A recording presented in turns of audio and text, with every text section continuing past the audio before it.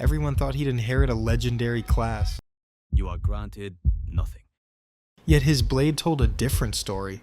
In a world where destiny is a divine class, one boy got the ultimate rejection.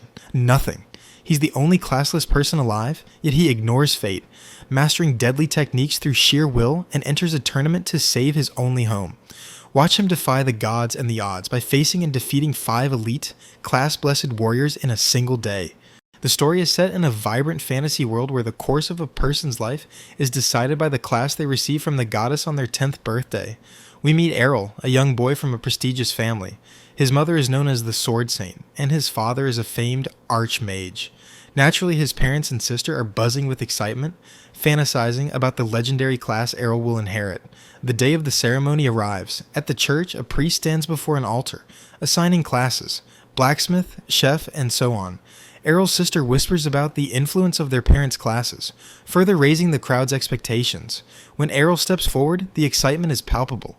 The priest, eager to bless the son of such powerful figures, presses Errol's forehead, but nothing happens. A look of pity replaces the priest's excitement. He delivers the shocking verdict: Errol was born without a class. In the days that followed, Errol's parents tried to comfort him, suggesting he could live a stress-free life and never worry about a job. Errol, however, reassured them he wasn't depressed. He revealed his secret. He had been obsessively practicing the art of swordsmanship since he was a child, honing his skills daily under the rigorous, often overwhelming instruction of his mother. He knew a swordsman class would have made things easier, but he was determined to make his own way based purely on his hard-earned skill. Seeking solitude, he overheard 2 swordsmen sparring at the local training grounds. Though they possessed the swordsman class, their actual technique was weak. They quickly noticed Errol, a classless boy, watching them. When Errol suggested he wanted to practice, they burst out laughing. "A classless guy like you can't spar with actual swordsmen," one of them scoffed.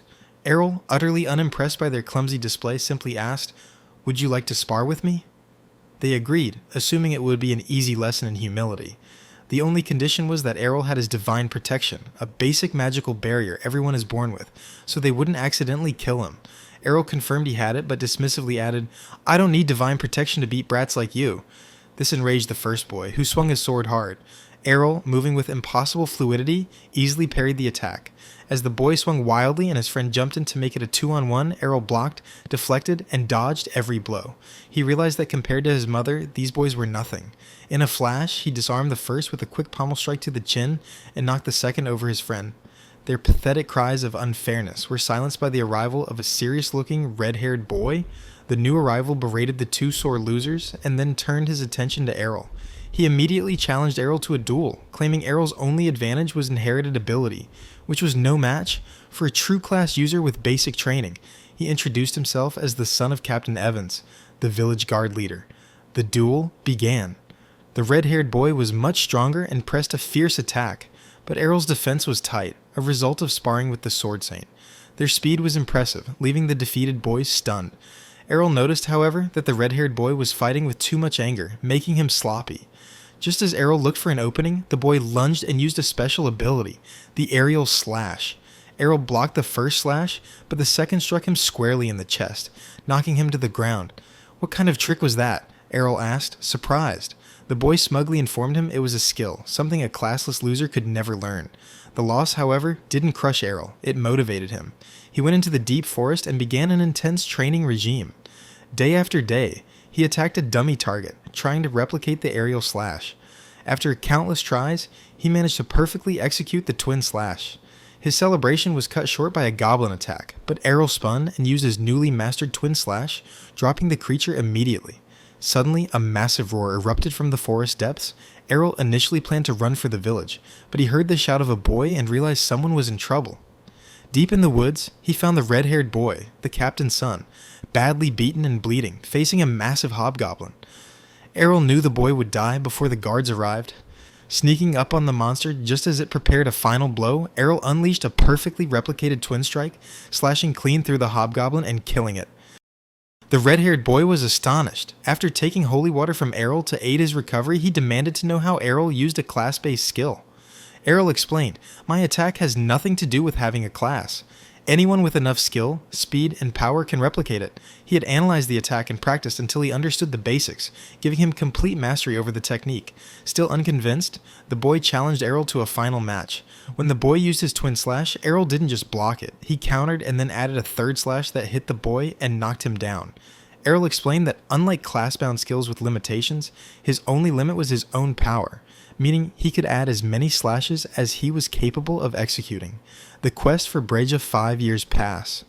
Errol, now a young man, decides to leave home and journey to Brecha, the famed kingdom of swordsmanship, to become the best of the best, just like his mother. On his way, he shares a cart with a barbarian swordsman and a dual-wielding woman, both traveling to Brecha to hone their skills and constantly bickering.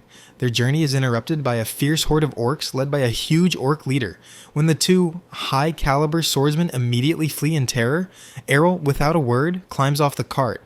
Ignoring the cart driver's panicked cries, Errol dashes towards the monsters. His speed and accuracy are inhuman. He uses instant transmission, a teleportation-like dash, to appear and disappear, taking down orcs one by one.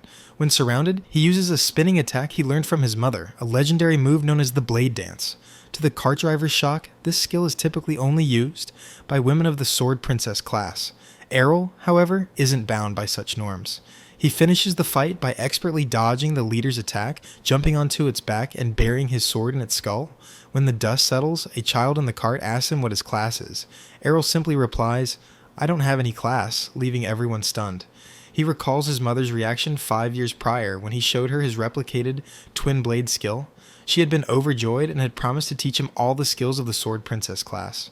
Upon arrival in Brecha, Errol notices the city is flooded with swordsmen. The Holy Knight cart driver advises him that to prove his worth, he must join a guild and win tournaments. Errol is uninterested in money. He only wants to fight the strongest swordsman the city has to offer. Errol goes to the city center and is immediately accosted by a frantic, beautiful blonde girl named Loli, who desperately tries to recruit him to her guild. Errol, wary of her desperation, refuses and asks for the strongest guild. She begrudgingly directs him to the Shadowblade Guild. At the Shadowblade Guild, a massive line of hopeful swordsmen waits. When Errol attempts to register, the receptionist laughs at him for being classless, refusing to even let him attempt the trial, which requires an advanced swordsman class. Rejected by every other guild for the same reason, Errol is dejected. He remembers a letter from his mother telling him to find her old guild, the Dragon Fang. Loli finds him again, literally begging him to join her guild as a charity. She points to an impressive guild house, admitting that the Dragon Fang, once the best in the country, has fallen to become the weakest. The name finally clicks with Errol. His mother had told him about the dual-wielding leader who named the guild. Errol decides to join. Inside, he finds a disheveled, one-armed drunkard on the couch, Loli's father, Rod. Rod dismisses Errol, claiming the guild is doomed. Loli explains that her father was the city's second-best swordsman before he lost his arm. When Errol confirms he still wants to join, Loli is ecstatic and drafts the agreement. She screams when she sees he left the class column blank. "I thought you were an advanced swordsman, acting so hard to get." The door opens and a red-haired beauty named Ray enters. Ray is shocked to see Errol, revealing they were from the same village and trained together. It dawns on Errol, the red-haired boy he fought so many times was actually Ray. Loli recognizes Ray's story, the myth of the classless guy who defeated her. Ray, still harboring the memory of that loss, immediately challenges him. The fight is short.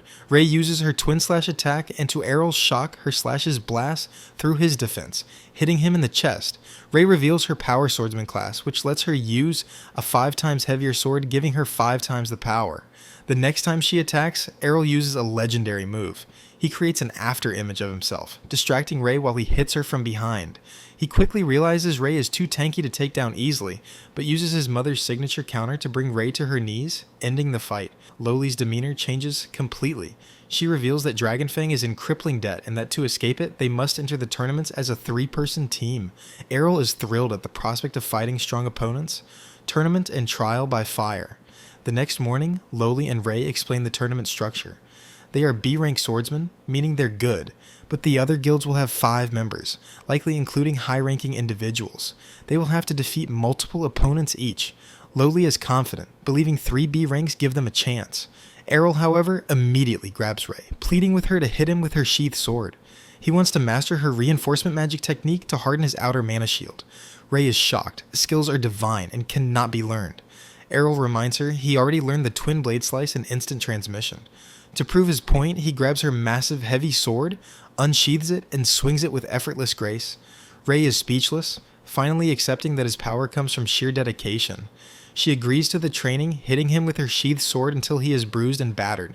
Loli comes running in, stressed. She has found out their first round opponent, the Black Blade Guild, the top guild in the city, with over 5 A-rank swordsmen.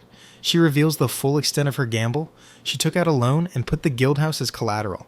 If they win, they're rich. If they lose, they've lost everything anyway. The leader of Black Blade, Gio, confronts them, gloating that he pulled strings to ensure this match would utterly destroy the Dragonfang Guild's last hope. He mocks Errol as a classless loser. The tournament begins. For the Black Blade, a green-haired A-rank fencer steps forward, declaring he'll defeat the entire opposing team. The announcer introduces their first contestant, Errol, the classless swordsman. The fencer immediately uses his speed, dashing and stabbing where Errol was standing. The crowd is shocked, but Rei tells Loli to look closer. It was only Errol's shadow. The fencer, surprised but unfazed, is soon surrounded by 3 of Errol's after images. He stabs through them all, only to be struck by the real Errol, who is now proficient at producing 3 after images, a feat considered extremely difficult. The fencer falls and the crowd erupts. Errol's winning streak continues. He defeats an A-rank dual wielder using his twin slash. He defeats a cautious A-rank reverse grip dagger wielder by confusing him with after images and striking from behind. Loli and Rei watch in disbelief as he takes down 3 A-ranks without breaking a sweat. His next opponent is a defensive A-rank shield swordsman known for his toughness. Errol can't land a critical hit, forcing him to wear down the shield's protection. His opponent shouts that Errol is a liar, that he must be hiding his rank. Errol simply replies, hard work and sheer effort. When the brute rushes forward with his shield bash skill, Errol uses his mother's technique of foresight, predicting the movement, kicking the shield away like him all, and using a martial arts move he learned from his last opponent to kick the brute in the stomach. He then picks up the shield and uses the brute's own shield bash technique to finish him. The crowd riots, demanding proof of his class. The organizers publicly broadcast the results of his class ID from a magic crystal ball. He is indeed classless. Errol's final opponent is the most dangerous. Masamune, an A-rank samurai from the east, wielding a curved katana. Errol instantly senses the danger. Masamune is waiting to strike with his ultimate skill. Errol intentionally moves into the swordsman's range. The moment Masamune snaps out his sword, Errol is faster, disappearing behind him. "You are the fastest person I've seen in the city," Errol admits, "but my mother was much faster." With that, he uses the Sword Princess's ultimate skill, stabbing Masamune multiple times and securing the clean sweep victory. That evening, back at the guild house, they celebrate. Errol has won enough money to get the guild out of debt. Loli, determined to secure her future, tries to woo Errol, offering him marriage and to fulfill all his desires. Errol, the true Sigma, rejects her, claiming he'd prefer someone like Rei. This makes Rei blush, and she scolds him for being insensitive, still insecure about a comment he made years ago calling her a man due to her lack of womanly charms. Errol, however, begs to differ, pointing out her significant assets to Loli's amusement. Errol's only interest remains in his brutal training with Rei, seeking a massage in the form of getting pummeled to master the reinforcement magic. The constant noise wakes Rod, Loli's father. When Loli happily informs him they won against the Black Blade, Rod assumes they must have sent their C ranks. Loli corrects him. They sent all their A ranks, and Errol defeated them all alone. Rod is stunned. He worries Errol will be poached by a richer guild. Errol then snaps, telling Rod to stop moping and act his age. At least Loli, thick-headed dip that she is, didn't give up. "You still have one hand, and you can still wield a sword in it." This triggers Rod, who grabs Errol by the collar, furious at the boy's ignorance. A dual-wielding swordsman who can't dual-wield is nothing but a waste of oxygen. Errol stands his ground, reminding Rod that he himself is a classless swordsman fighting to rise. Though pushed away, Errol reflects that even washed-up Rod is still incredibly strong. He vows to motivate Rod to take up the sword again to learn his dual-wielding skills. Loli suggests exploring the dungeons near the city for more experience before the important Sword God Cup tournament. Errol is thrilled and agrees to go with Rei to the lower floors. Loli tries to trick Errol into going with her alone, but he brings Rei along anyway. On the first floor, they fight magically powered knights in armor who regenerate instantly. Errol defeats them by chopping off their legs to incapacitate them. As they move to the second floor, they encounter the mercenary who had set the trap, kneeling in fake blood and begging for help. Errol, noticing the man is far too mobile for his injuries, decides to play along, sensing an opportunity for fun. The man leads them to a secret room with a single gold coin. When Lowly goes for the coin, a large teleport circle activates, trapping all 4 of them, including the panicked mercenary. They emerge on a floor lower than Ray has ever been.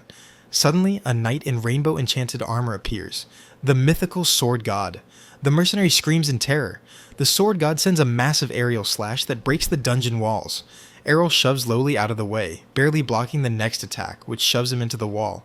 He realizes the only thing that saved him was his painful training in Ray's reinforcement magic. The sword god uses a skill to increase the gravity in the room, forcing Lowly, Ray, and the mercenary to the floor.